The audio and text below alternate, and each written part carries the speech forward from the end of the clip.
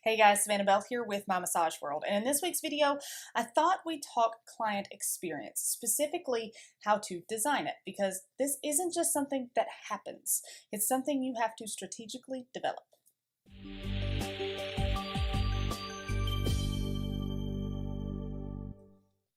A huge mistake that a lot of therapists are making is that they're just thinking of what services to offer, how to sell them, how to make their place pretty, and maybe a few special touches to offer clients, things like that.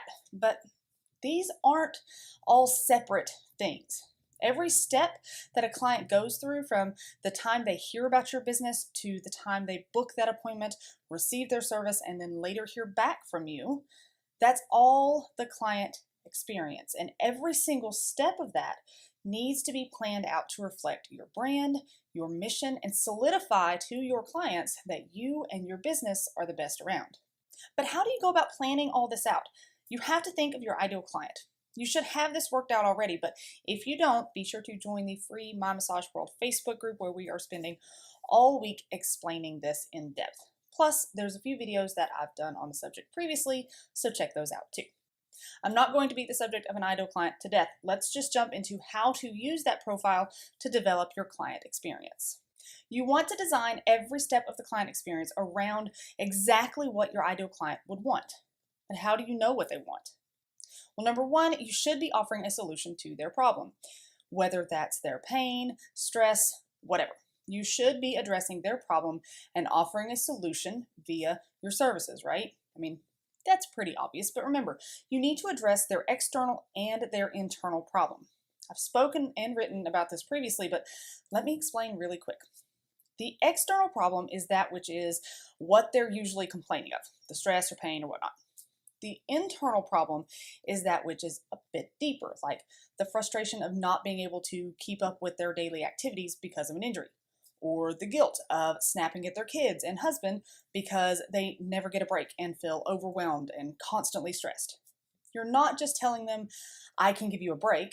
You're saying you're going to be a more balanced person because you're taking time for yourself. And that means you'll be better able to take care of everyone else without feeling so crazy all the time.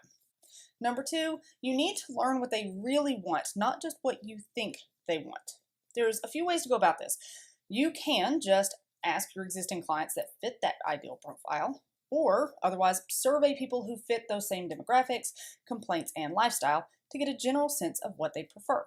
You can also find social media pages and groups or blogs and forums centered around these ideal clients of yours. So look at the phrases they use.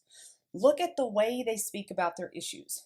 Get a sense for what they're really looking for. For example, while you may think a flotation or deprivation tank is what would be best for your athlete clients, maybe they'd prefer a sauna since none of the gyms in your area offer that. Or maybe you cater to busy moms and they can't ever seem to find time for themselves. Maybe you offer a bassinet next to the table, or a quiet play or rest area for their kids to use within eyeshot and earshot, but still allowing for mom to get some me time. How can you address what they really want and need out of your business? And this leads us to number three.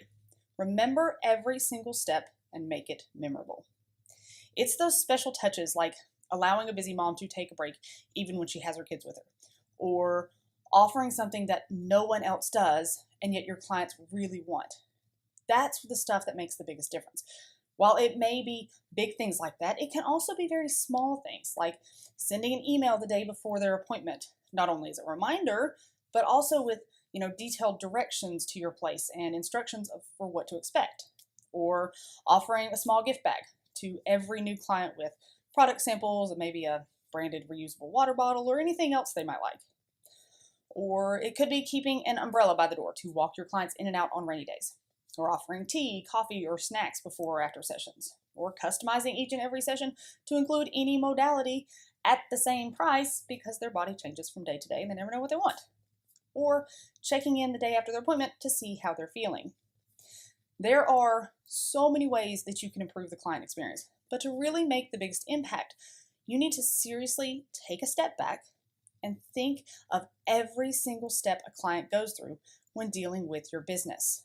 From the time they see your website to how you answer the phone, any pre-appointment correspondences, what your parking lot and building looks like, how they're greeted when they arrive, where and what they can do while they wait, what the intake process and service is like, how you tell them the session is over, how you check them out and ask them to rebook, what you let them leave with, and how you follow up with them.